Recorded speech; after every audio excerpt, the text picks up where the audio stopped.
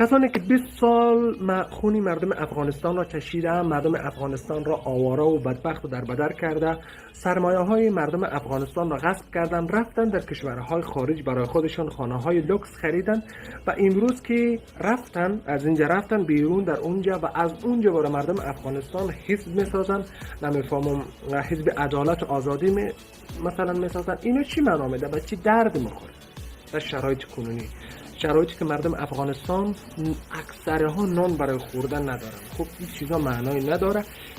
چوکه ها، کرسه ها برای شما داده شد و در طول چند سال شما هیچ خدمتی به مردم افغانستان نکردین